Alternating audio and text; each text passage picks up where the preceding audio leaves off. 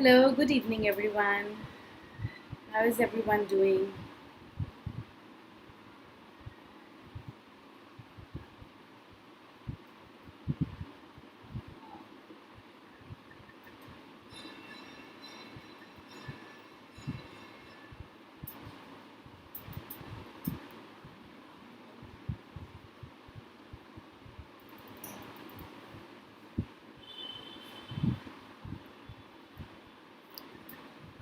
Great. Good evening, students. Good evening. Good evening. I see a lot of my students are from my plus batch who are attending this YouTube live class. So, hello, everyone. A very good evening to all of you. How is everyone doing on a Sunday? And are you all disappointed that I'm keeping a class on Sunday evening, which is the time to enjoy? Well, lockdown has left you with no option but to attend online classes. But don't worry, I'll try make it a funnier and a more enjoyable class so that you don't regret enjoy joining on a class on a Sunday evening. So don't worry about that. We'll make sure that we make it a great experience for all of you.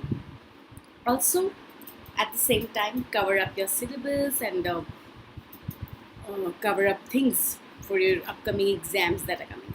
So for the grade 9 students who are here, this is going to really cover up a major chunk with this chapter. We're going to cover up a major chunk of your upcoming half yearly and final exams. For the students who are preparing for various competitive exams like UPSCs, SSC and other various exams, this is going to be a very informative chapter for all of you in terms of answer writing, that why are elections happening, why do we have elections, what kind of elections do we have in this country. So both ways, this is going to be a very informative chapter for all of you. As mentioned here, so without any delay, I'm going to start because it's we're going to make the most of the time, and then we can leave some time for question and answers also. So the subject is of course social science, as I have my mission going on to make social science interesting. This is my mission because I'm sick and tired of listening from people that social science is so boring and it makes us sleepy. Well, that's not the case if you're in my class, that social sciences is boring. So yes, and we're going to do chapter 3 from NCERT. And the lesson that we're going to do today is electoral politics. Students who are coming here for the first time, joining my YouTube class for the first time, we've already done introduction to social sciences, chapter 1 on democracy. We've done chapter 2 on how the constitution was designed, that is constitutional design. Then we did another lesson on recap and revision and doubt clearing session, where we had doubts from so many students and very informative doubts where we solved these answers. So if you've not had an access to all these lectures, and if you want to really finish up your syllabus, go back to my previous YouTube lessons. So without any delay, let's move forward. Know your educator. Yes, so for those of you who are joining for the first time, it's very important for all of you to know me. I'm Suchi and I have graduated from Lady Shri Ram College in New Delhi. And I did my master's in Gandhian and Peace Studies. So I've also taught for UPSC batches. So I've been associated with Unacademy since 2018. So if you're a UPSC candidate, you can go back and have a look at my special classes that I have conducted for all of you in political science. And if you've not yet followed me on Unacademy, this is the right time. Go and follow me on Unacademy, www.unacademy.com. That way you can get all the notifications whenever I schedule my class, so you get all those notifications also. So do follow me on Unacademy. Good evening, how are you? And my whole mission and aim is to build a peaceful and a sustainable society for all of us to live. So that's my mission in life. So yeah, coming back to studies. What are we going to study today? So as told earlier, we are first picking up the book Democratic Politics. So you have 4 books. One is Geography, Civics, History and Economics. We have also started taking economics and geography in my plus classes. So if you're not yet enrolled to plus, this is my referral code given below, SUCHI024. Please enroll yourself into plus. for the interesting classes that we are organizing for social sciences. So today we are going to chapter number 3, Electoral Politics. What do you mean by electoral politics? Like what do you mean by the word electoral politics? Anyone from the chat box? You're all chatting live with me. What do you think? What do you mean by electoral politics? Can anyone tell me? In the light of the first and the second chapter that we've done on democracy and constitutional design, what do you think? How important are elections to a democracy? How can you relate elections and democracy together? Together, what do you mean by the word electoral politics?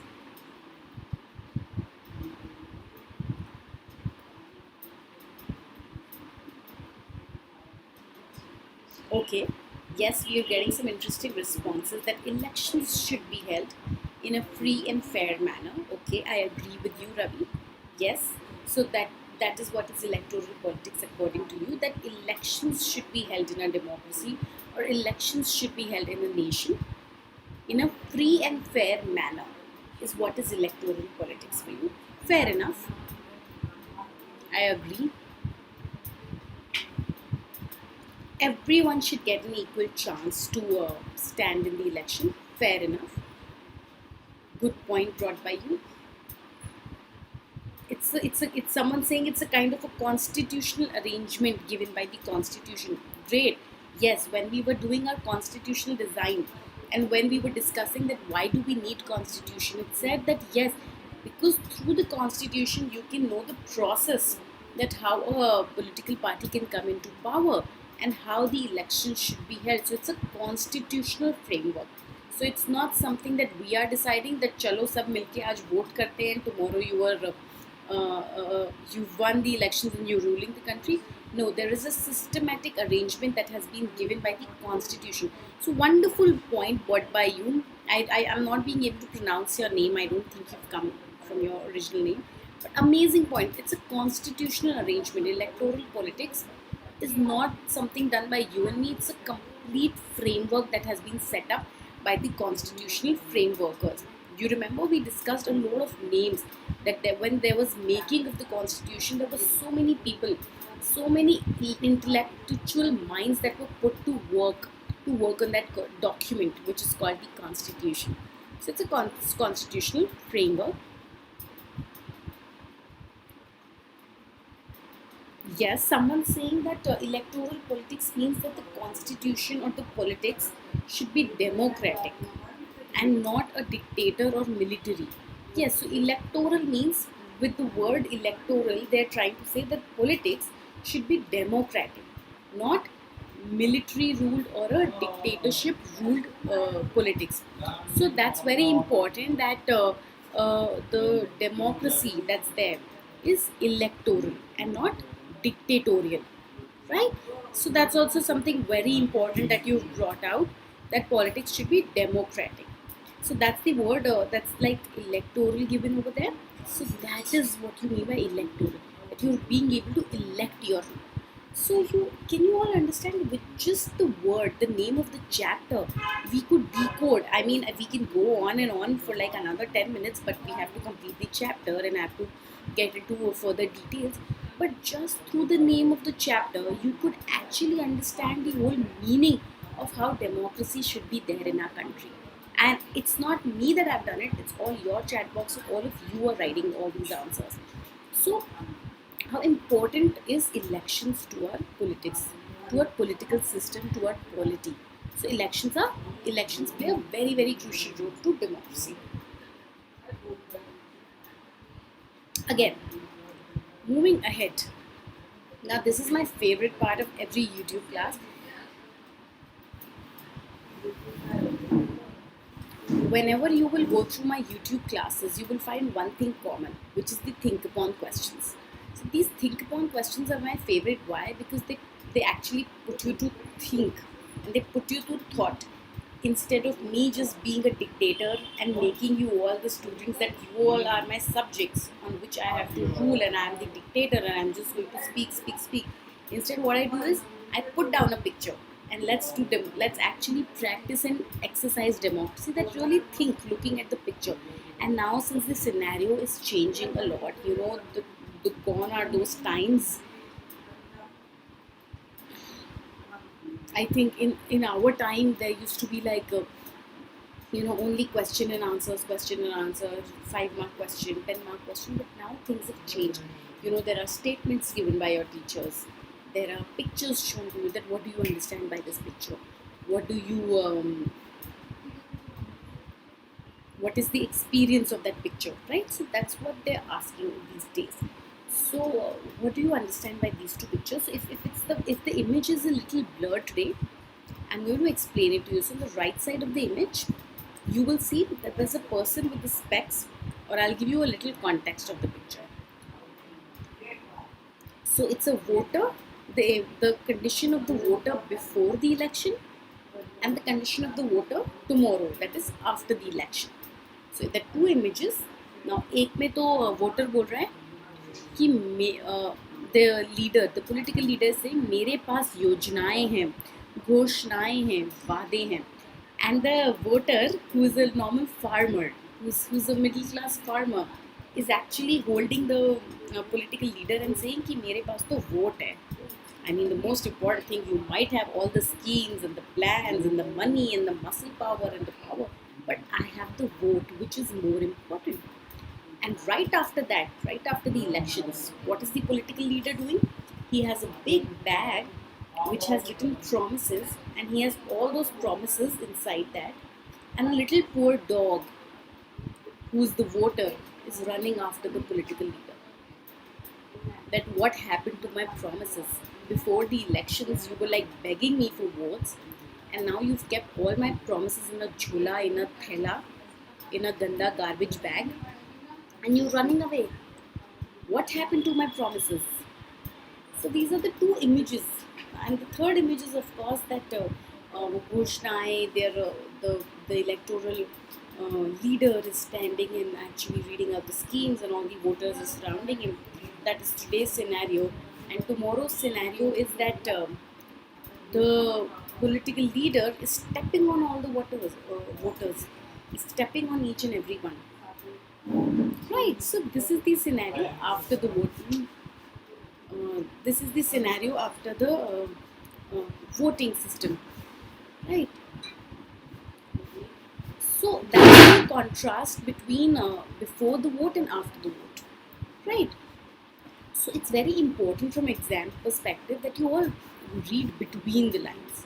I mean, it's a real possibility that you might just get this image on your examination paper, that what do you interpret about democracy looking at the image?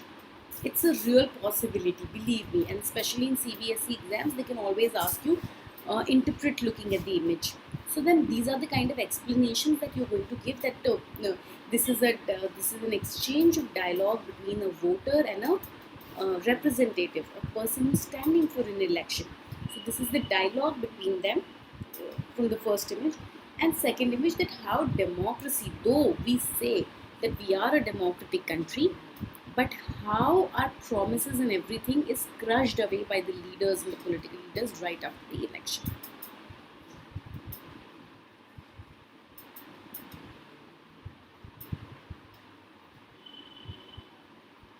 Yes, so Ravi has answered it completely correct, that how the minister or the leader earlier, before the elections, is making promises that I'm going to do this and that, and right after the elections, and when he's won, he's just being so ungrateful to the voters, and he's just running away with the promises that I'm not going to do anything now. So that's what he's done. So basically, there is no feeling of gratitude, and no leader is grateful. Aditi, I'm so sorry. Yeah, Aditi has answered this question correctly. So thank you so much, Aditi, for actively participating in the class. So yeah, that's the interpretation. So really, whenever you're doing these questions and whenever you're looking at these images, please, even in your class, so I have almost covered 3 images from your NCRT book. So if you're going to open up your NCRT books, I could have taken these examples from Google, and there's so many examples. In fact, there are thousands and lakhs of cartoons on politicians that are made, that how they make promises and how they never fulfill their promises. But I've taken these examples from your NCRT book to make it a point that you really go through each and every read the cartoon exercise. Your NCRT books have been made so simple and so interesting through these cartoons, through that check your spelling, check your progress. In fact, I have one of the next slide would be check your progress. So these slides are pretty interesting. Please go through them, and in fact, you can have a lot of debate and discussion, like how we are having a little chat about it.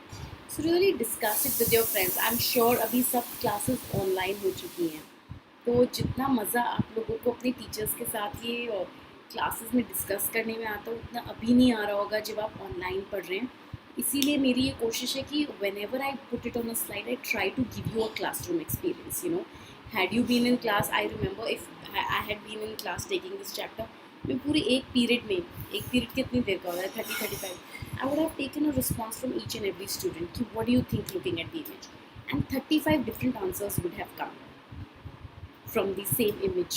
So that's how important the image visualization of everything is. You know, you can never learn about civics, which is politics, by learning. It's all visual, it's all about understanding. I can't tell you to learn democracy. कि democracy का definition learn कर लो तो सबसे easy definition है, I think. It's for the people, by the people, of the people. But then what? Will you get marks? No. You need to have a deeper understanding of what actually democracy means. Do you all think, give me a vote, do you all think that this is democracy? In the pictures, what we are seeing in the pictures, do you really think that it's democracy? Do you think, looking at the pictures, all the three pictures, that it's real democracy?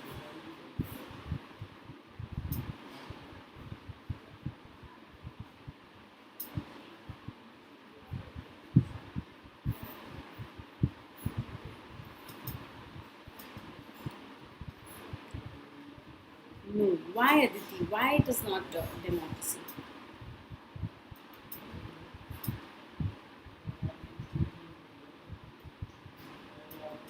Okay, we'll just wait for all your responses. But meanwhile, let's move forward.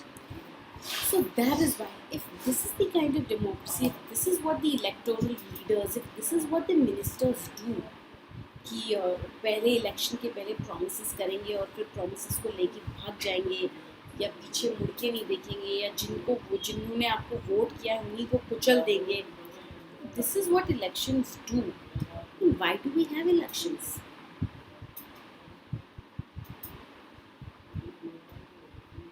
Leaders are not fulfilling the promises. Yes, the leaders are not fulfilling the promises. Then why do we have elections?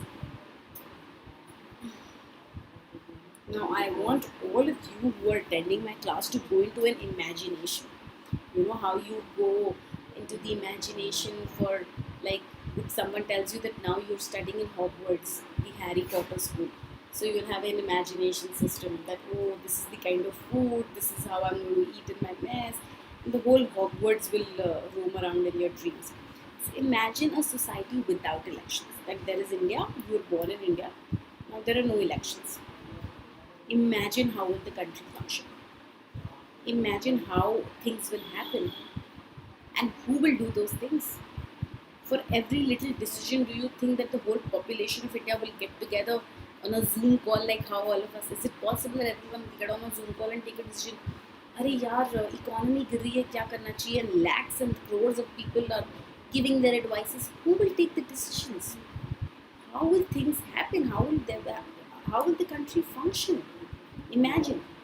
I mean, oh God, thank God we have elections. Thank God we have a government. I mean, the mere imagination is giving me goosebumps. It's a nightmare. It's actually a nightmare. Because the country cannot function. I mean, if you have read your economics chapter 1, Story Village of Palampur, we are not like that village where only 450 people are there. We are a country with billions of people. Right. So, and we all can't take decisions.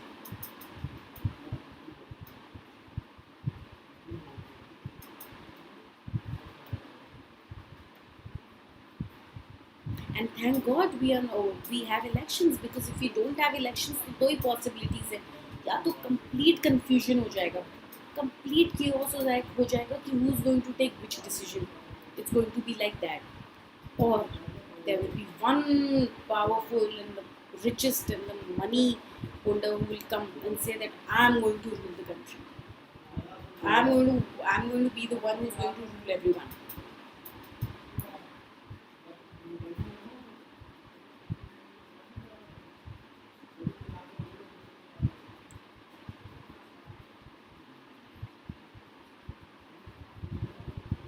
So it's very important in that ways to have elections. So because and then we will become like a country like Pakistan, China, North Korea, where there are dictators. What happens in a dictatorship? The dictator, if I am a dictator, I will just rule. If I am a dictator in this class, I'll just say, everyone please shut up. Just listen to what I'm saying. And what I'm saying is the right answer. In the exam, you're going to write exactly this answer. If anyone writes according to their own wish, अगर अपनी मर्जी से कोई भी एक word इधर उधर कर दिया, I'm going to give you a big zero, a big egg in your examination paper. And nobody is allowed to talk to anyone, and nobody is going to ask me any question. Whatever I am saying is right answer. Apart from what I say, is nothing is right. So this is pure dictatorship. I mean, there are only two possibilities. If you don't have elections, either there is a complete chaos and confusion in the country, because there'll be no decision taken, and the country will just go into mere disaster, or there will be dictatorship, where there'll be one person or one political party or one military person who's going to rule the country, and everyone's going to be so scared all the time and just keep obeying the rules of the dictator. Or third option is, of course, you can hold a free and fair elections. What kind of scenario did you like the most? What makes you happy? What imagination makes you much more relaxed and fulfilling? Then okay, I like this scenario.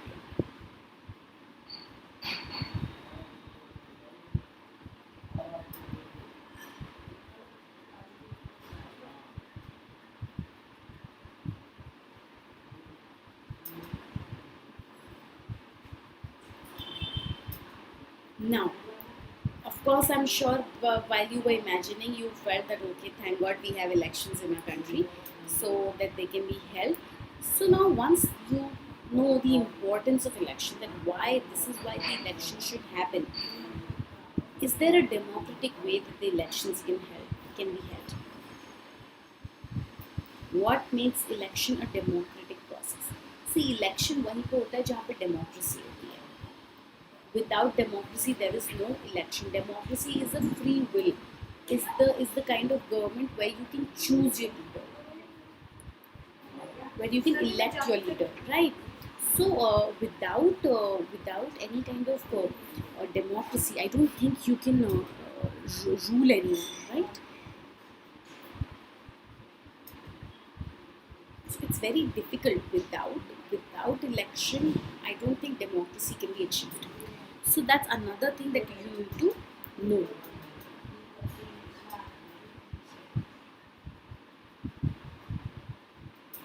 Now there are many ways in which elections can be held. The first, elections can be held in many ways. All democratic countries hold elections. Only democratic countries hold elections. But most non-democratic countries also hold some kind of election. Now, how do we distinguish between democratic elections from the election? Now, there is something, elections तो हर जगह होते हैं, but there is democratic election and non-democratic election, which means elections for the sake of having elections. If you remember the first chapter of your civics book, which says that there is a man standing with a gun, with a trigger gun on your head, and he has a ballot box inside him, the electoral ballot box, which says democracy, and where you can put in your votes. So that is also election. But that's not real election. That's not a democratic election. right? So first, everyone should be able to choose. Now, what do you mean by democratic elections? So democratic elections की definition देखो. So if there's a question, if there's a question that what makes elections democratic, so first is that everyone should be able to choose. Without choosing, there is no democracy. I mean, how can you say that this nation is a democratic nation where you don't have a, where you can't choose, right? You think it's clearer now?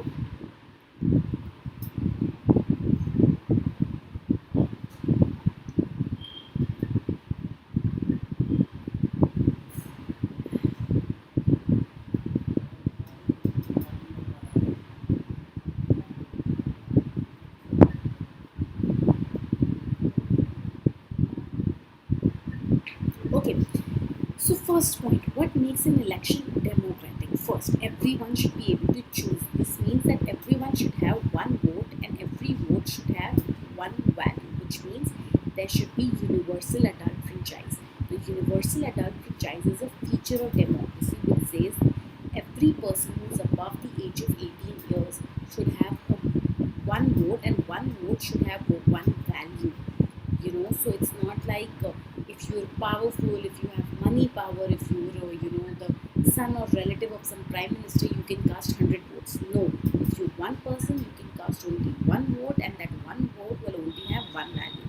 So that is first, that everyone should be able to choose, and choose means that at least there should be 2-3 options.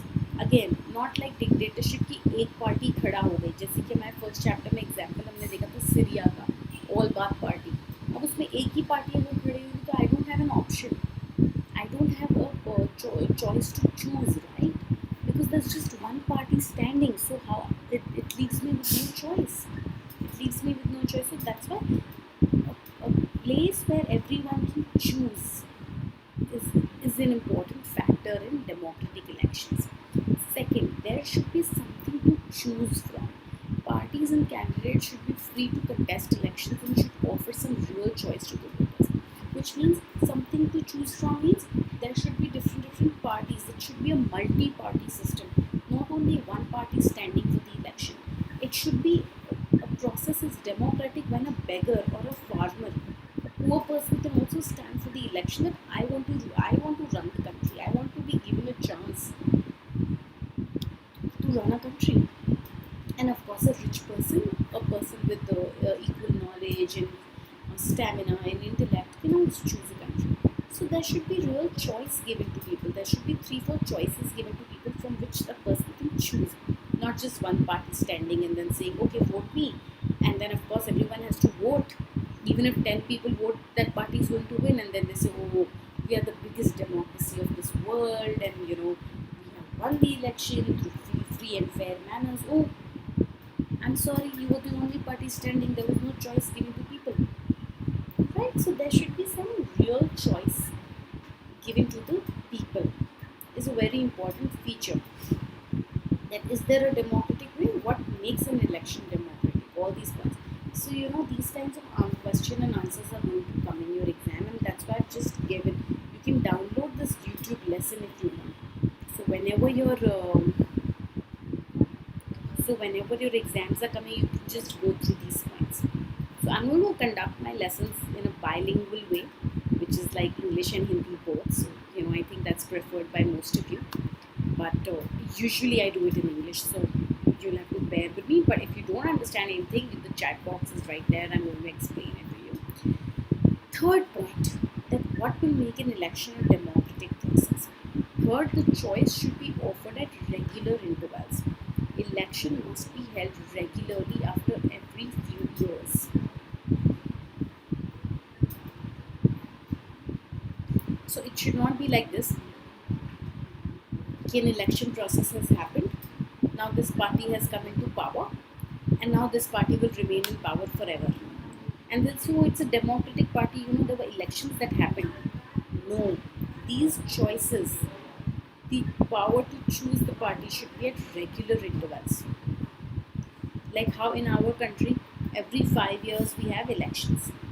In every 5 years, the citizens of the country or the voters or the people should get a choice to choose their ruler. Right? So this choice should be offered at regular intervals, and these elections must be held regularly after every few years. Like how in some countries it happens at an interval of 4 years, like USA. In India, it happens every 5 years.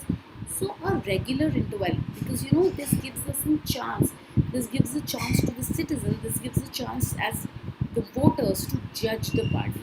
That this year this party this term these 5 years of term, this party did not do well.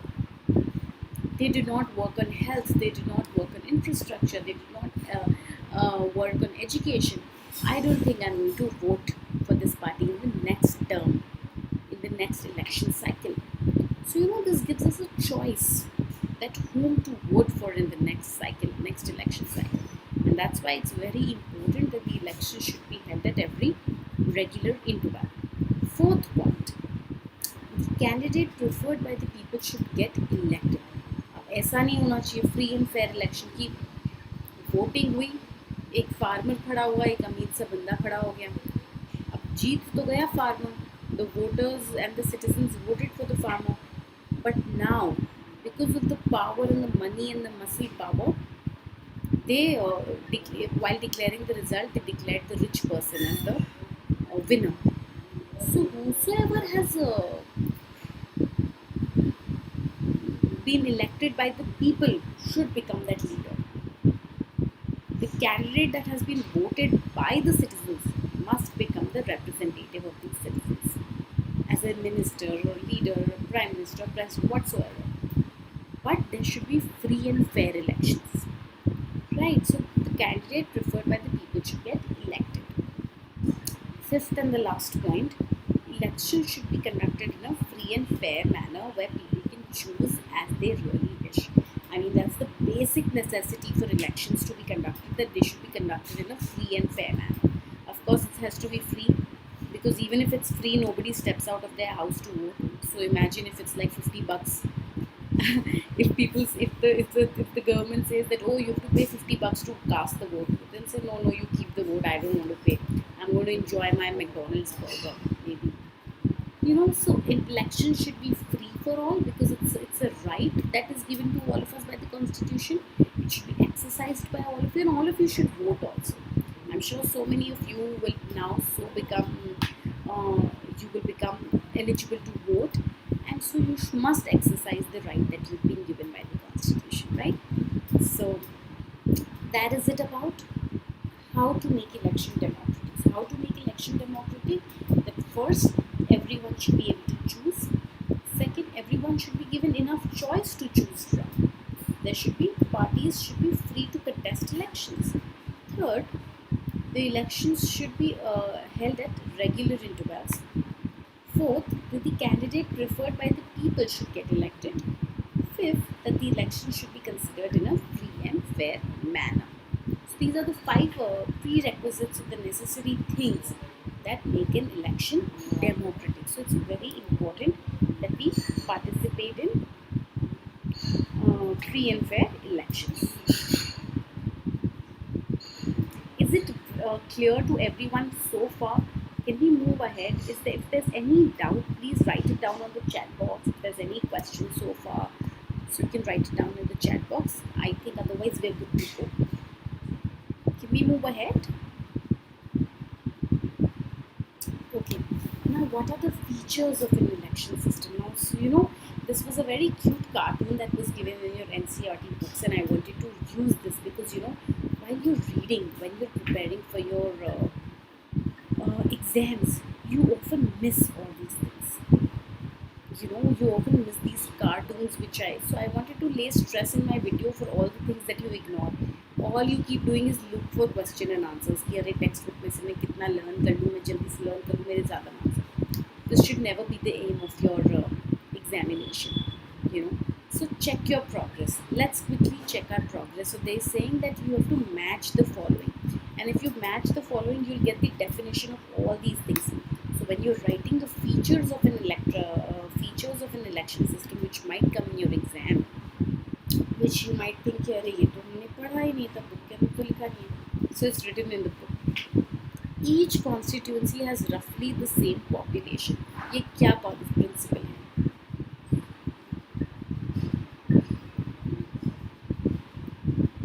Universal adult franchise. No.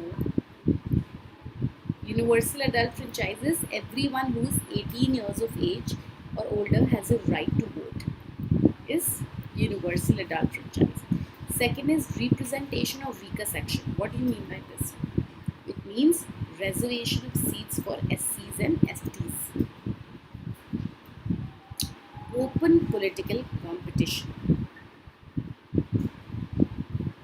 which means anyone can form a party or contest elections.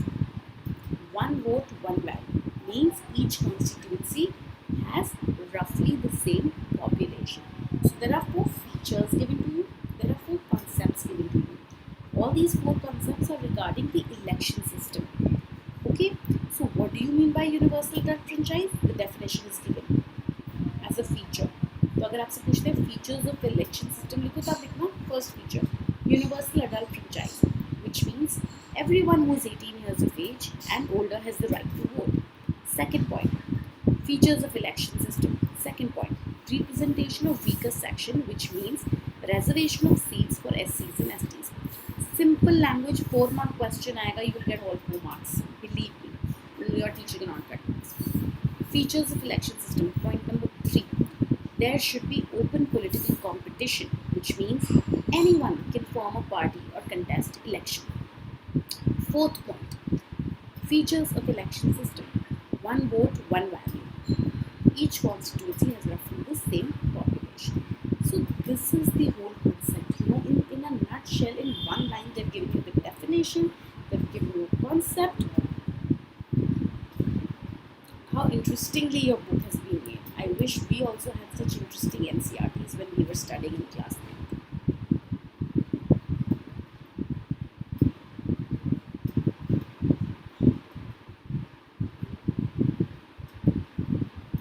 Great. I think so we can move forward.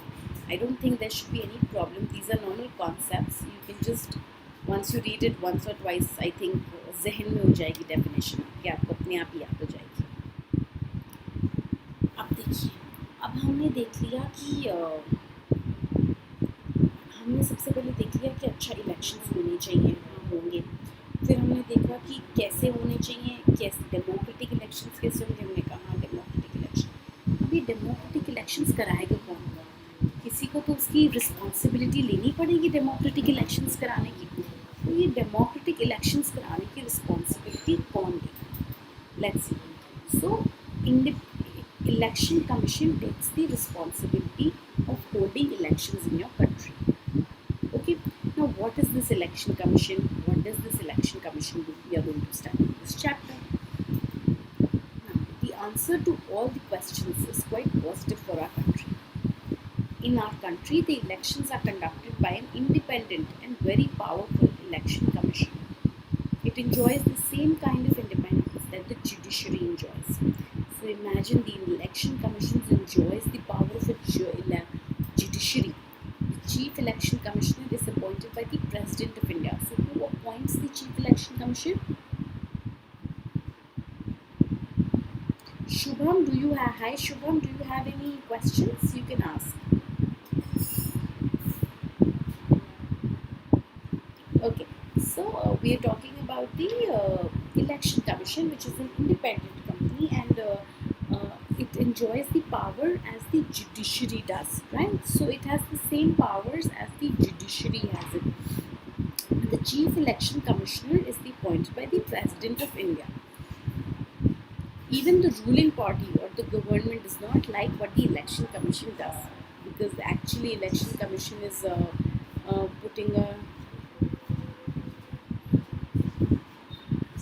the Election Commission is also putting a check and balance on the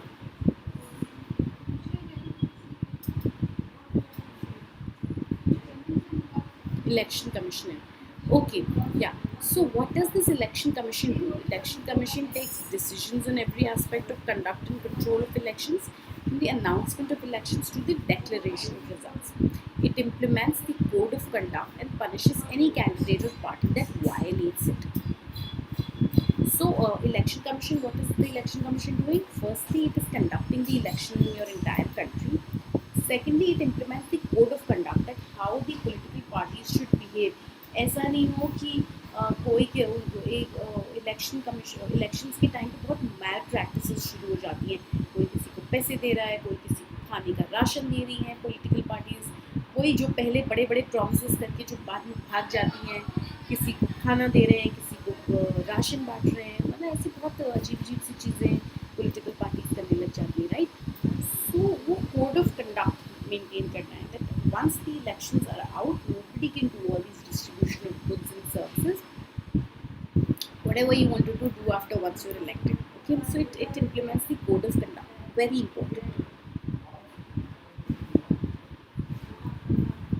Third, during the election period, the election commission can order the government to follow same guidelines to prevent use and misuse of governmental power to enhance its chances to win elections or to transfer some government officials. Last, when on election duty, the government officers work under the control of the election commission and not the government. Very important. Because the government in power will also be, standing for the election. So during that time, they should also get a free and fair chance. Yes, Aditya, you can ask your question. Please type down your question in the live chat, and I'm going to address it. So the central government should also have a clear chance, and they should also get a fair chance to win in the election. So on the election duty, the government officers work under the control of election commission and not the government. जितने भी आपके IAS officers, IPS officers, basically all the bureaucrats, they will work under the election commission and not under the government when the elections are held, for the free and fair elections to be understood. So when you have to conduct the free and fair election commission as a body, it's an independent body which has the equal powers as the judiciary, and you know what are the functions of it. तो ये कभी भी आ सकता है आपका, what is the role of election commission, what are the functions. So you'll have to write all these 4 points. What is the election, why does the election commission have so much of powers, and is the election commission good for democracy? Right, these are the kind of questions.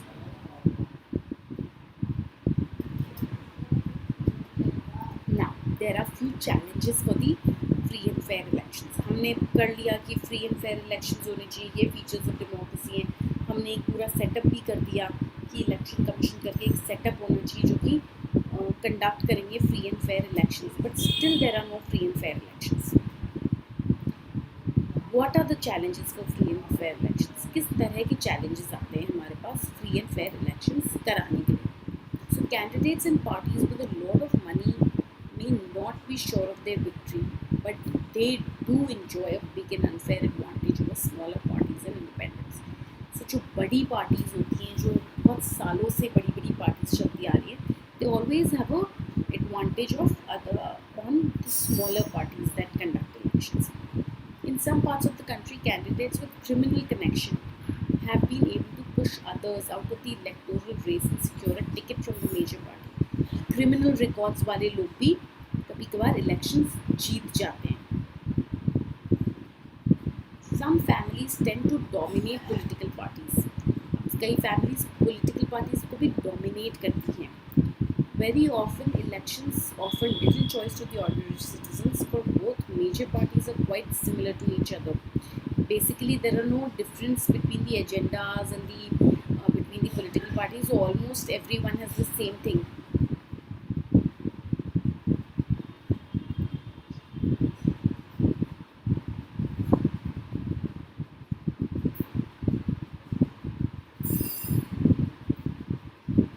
I'm so glad that the live chat is so live that students are answering to each other, which is very good. There should be a lot of interaction and engagement always going within the students.